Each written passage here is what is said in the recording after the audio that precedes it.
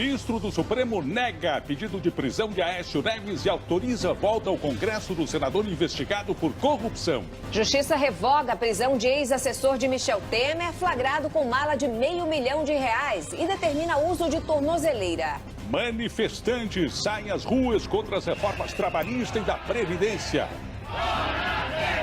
Moradores protestam após morte de mãe e filha durante ação policial na Mangueira. A polícia prende o homem conhecido como Sniper da Cracolândia. O homem que andava armado entre os usuários de crack e faz parte de uma facção criminosa estava escondido bem aqui. Homem abre fogo em hospital de Nova York, fere 5 pessoas e se mata em seguida. O craque Lionel Messi volta à cidade em que nasceu na Argentina para se casar. 15 anos do Penta. Campeões contam as histórias do último título mundial da seleção brasileira. Logo no primeiro jogo, saímos perdendo com a Turquia.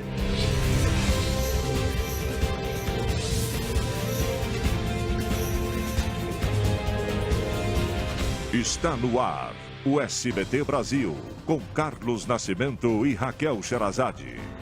Boa noite. Boa noite. Uma mulher e a filha foram mortas numa troca de tiros na favela Mangueira, na zona norte do Rio. O tiroteio ocorreu durante uma ação da polícia. Moradores revoltados fizeram um protesto. Conhecido como Sniper da Cracolândia, foi preso hoje em São Paulo. Anderson Kunzel, apontado como integrante de uma facção criminosa, ostentava uma submetralhadora e era procurado como desertor do Exército.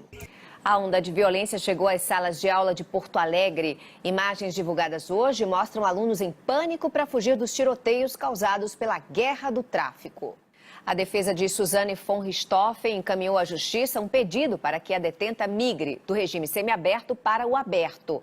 Se o pedido for concedido, ela poderá dormir fora da cadeia. Os defensores de Suzane afirmam que uma empresa de confecção em Angatuba, interior paulista, quer contratar a jovem como costureira. E quem deve voltar à prisão é o ex-médico Roger Abdelmaci, porque a justiça resolveu atender ao pedido do Ministério Público. Novas escutas telefônicas interceptadas pela Justiça revelam detalhes do esquema criminoso envolvendo policiais militares e traficantes de São Gonçalo, que fica na região metropolitana do Rio de Janeiro. Eles negociavam drogas, armas e até o resgate de bandidos sequestrados pela própria polícia. E até agora, 81 PMs e 22 traficantes foram presos na maior operação da história contra a corrupção policial no estado. A Polícia Federal prendeu em São Paulo 7 acusados de fazer parte de uma quadrilha especializada em sequestrar parentes de funcionários da Caixa Econômica Federal. A polícia prendeu o primeiro suspeito de envolvimento no jogo Baleia Azul no Brasil. O homem de 28 anos era investigado havia 2 meses e nega as acusações. E veja agora outras notícias pelo Brasil. Manifestantes saíram às ruas hoje em quase todos os estados brasileiros para protestar contra o governo. Agora, em São Paulo, um grupo de manifestantes caminha em direção ao centro da cidade. Os funcionários de trens e metrôs não aderiram à paralisação, mas várias vias foram bloqueadas. As principais capitais brasileiras tiveram problemas no transporte por causa da greve geral. O ministro do Supremo Tribunal Federal, Edson Fachin, mandou soltar o ex-deputado Rodrigo Rocha Loures. Ele só não deixou a cadeia ainda porque está faltando tornozeleira eletrônica. A previsão da Polícia Federal é que Loures seja solto amanhã, quando uma tornozeleira será trazida de Goiás. O ex-assessor de Michel Temer foi flagrado recebendo uma mala de propina da JBS. O ministro Marco Aurélio Mello, do Supremo Tribunal Federal, autorizou a volta de Aécio Neves ao Senado. Ele também negou o pedido de prisão do senador. Aécio é investigado pelo Ministério Público com base nas delações da JBS. Vamos ao vivo até Brasília falar com Kennedy Alencar. Boa noite, Kennedy. A semana começou mal para o presidente da República, Michel Temer, com essa denúncia do Procurador-Geral da República, o Rodrigo Janot, mas até que melhorou para Temer nessa sexta-feira, não foi? Obrigado, boa noite. O número de desempregados no país ficou em 13.800.000 pessoas no trimestre encerrado em abril, de acordo com o IBGE.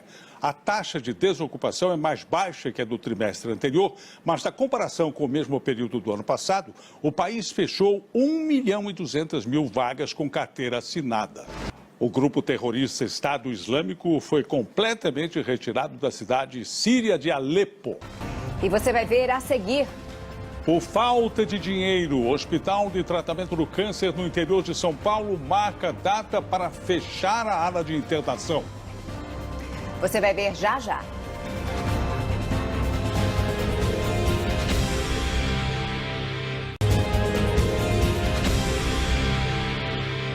Por falta de dinheiro, o setor de internação de um hospital especializado no tratamento de crianças e adolescentes com câncer está prestes a fechar em Jundiaí, no interior de São Paulo. Essa unidade não conseguiu o repasse do Ministério da Saúde.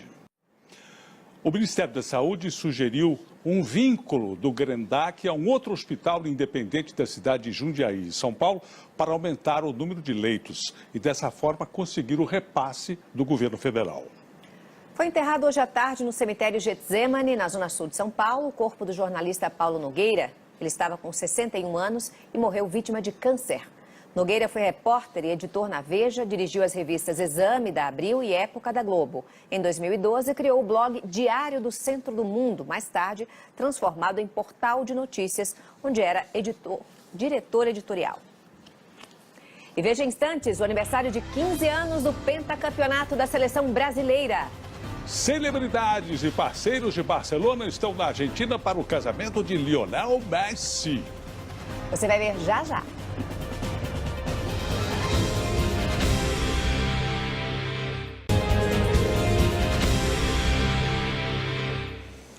Começou hoje no MASP, que é o Museu de Arte de São Paulo, uma exposição dedicada ao artista francês Henri de Toulouse-Lautrec.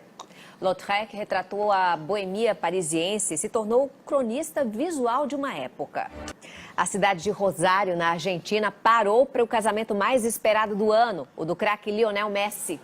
A cerimônia para 260 convidados começou agora há pouco com um forte esquema de segurança. Patrícia Vasconcelos.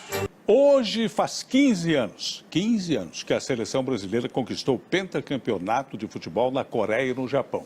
O time desacreditado, que quase não se classificou para a Copa do Mundo, acabou fazendo uma campanha perfeita na Ásia. O repórter Celito Esteves conversou com 3 campeões que contam histórias do último título mundial do Brasil. E fique agora com mais um capítulo inédito de Carinha de Anjo. Boa noite. Boa noite, Brasil. Tchau.